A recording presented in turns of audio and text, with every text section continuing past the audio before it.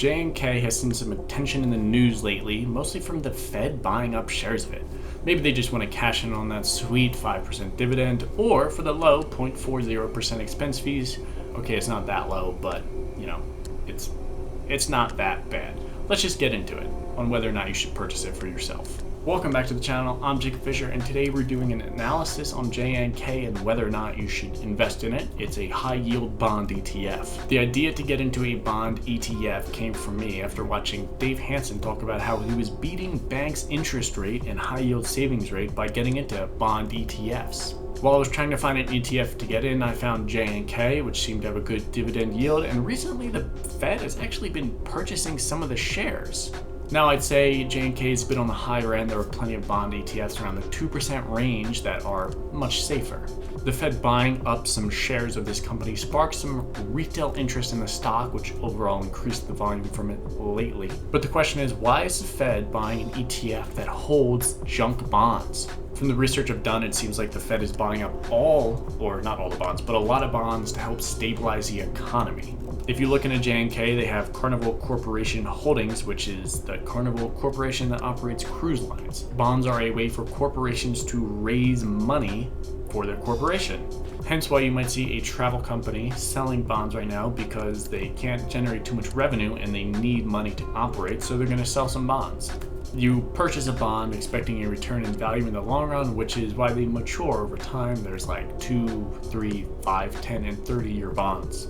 It's sort of like a loan for a company, but they might be able to get reduced interest rates because a company would only need to pay out the final value, which changes depending on the bond you purchase. If a company declares for bankruptcy, though, their bonds, you don't receive any interest on them. So that's the risk you're taking with some of these bonds. You also may receive a bond or stock that is worth less than the original bond you purchased at the start of all this all. That means if Carnival Corporation goes bankrupt, JNK or the bond holders may lose money overall on the bonds that they have. However, Carnival is providing a higher interest rate on their bonds because they are a riskier investment when compared to buying a 30-year bond to a fixed mortgage or something. I don't know. You're currently taking on more risk with these bonds, as is JNK, but you are also receiving more at the end of the day, hence the 5% dividend yield on JNK. Over the last 10 years or so, JNK has decreased in value by about $10, which is not ideal, but it's not awful.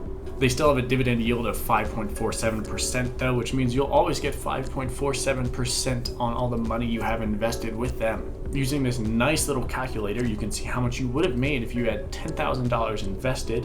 Your total returns with dividends would be about 79% over 10 years, which does underperform the market, but the average market does not have 5% dividends.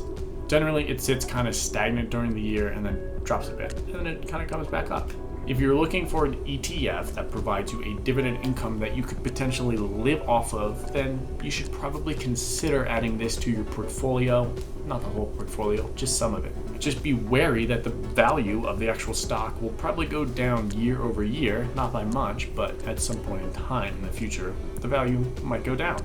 There are ETFs for bonds that offer less risk, but they also have a lower dividend yield. LQD is a good example, which increases slowly, but it only has a 2.87% dividend yield. Your 10K would actually be worth about $20,000 at the end of 10 years, so maybe it's a better investment. I was curious about Apple, and if you invested $10,000 10 years ago, it said it would be worth about $170,000 with dividends invested. That seems really good. To live off of dividends, though, you would need a pretty high yield when compared to your portfolio balance. For example, a $2 million portfolio with a 5% yield would yield you about $100,000 every year in income, while a 2% yield would be about $40,000 a year. That's why if you want to live off your dividends, then you should go for higher yield stocks. But if you're looking for growth, then super high dividends don't necessarily matter too much. But it doesn't hurt to build your portfolio with growth and dividend stocks if you're younger. It sort of depends on what you want to do and how quickly you might want to live off of your stocks.